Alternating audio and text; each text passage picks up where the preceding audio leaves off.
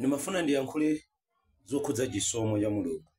Tamvetserani, Bible limalankhula mawu pa Luka chapter 2 verse yake ndi ya number 40. Bible likunena kuti ndipo mwanayo anakula ndi kudzala ndi nzeru ndi chisomo cha Mulungu chinali pa iye. Ndipo mwanayo anakula ndi kudzala ndi nzeru ndi chisomo cha Mulungu chinali pa iye. Tamvetserani, popanda chisomo mmoyo uno palibe chimene iwe ungapambane. Popanda chisomo mmoyo uno ukhoza kumapemphera nkumakhalabe chimodzimodzi. Mvetserani, Bible likunena kuti adakula ndi nzeru komanso chisomo cha Mulungu chinali pa iye. Ndimafuna ndiyankhule ndi wina wake, ndimafuna ndilimbikitse wina wake kunena kuti mmoyo uno tikuyenera kupemphereranso chisomo, chifukwa anthu ambiri ali ndi nzeru koma zinthu zawo sizikutheka pakufunikira chisomo. Anthu ambiri ali ndi ndalama koma akukanika kuchira pakufunikira chisomo. Anthu ambiri ali ndi kuthekera koma sakukwaniritsa pakufunikira chisomo. Mvetserani, anthu amayankhula kunena kuti niyo muli ndi ndalama mukanatha izi zikupanga, koma munthu uja amayesetsa kupanga ndi ndalama zake koma sizikutheka, zikufunikira chisomo.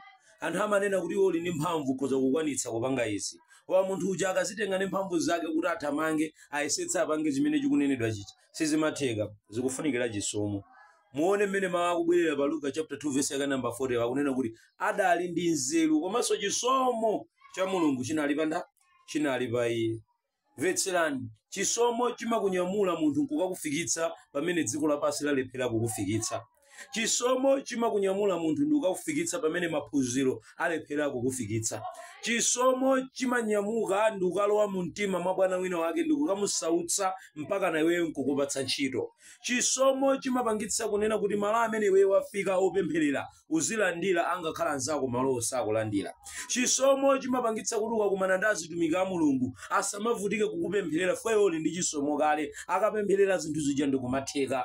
Mmoyo uno tikufunikira kupempherera chisomo. Zinazi kuti zitheke sizikufunika ndalama, zikufunika chisomo. Ndimafuna ndilankhule ndi wina wake kunena kuti ukufunikira chisomo cha pa Mulungu iwe chikhale pa moyo wako. Ukufunikira chisomo cha pa Mulungu chiyende pa banja lako. Ukufunikira chisomo cha pa Mulungu kuti chichite ndi moyo wako ndi business yako ndi ntchito yako. Ndikupemphera ndi wina wake mu dzina la Yesu Khristu wa ku Nazareti. Chisomo cha Mulungu chiyambe kuyenda pa moyo wanu, chisomo cha Mulungu chiyambe kuyenda pa banja lanu, chisomo cha Mulungu chiyambe kuyenda angakhale pa business yanu. Mu dzina la Yesu Khristu wa ku Nazareti. Panga like, share and follow kuti titsimuka limodzi. Ambuye akudalitseni. Evangelist Chikondi Faison. Amen.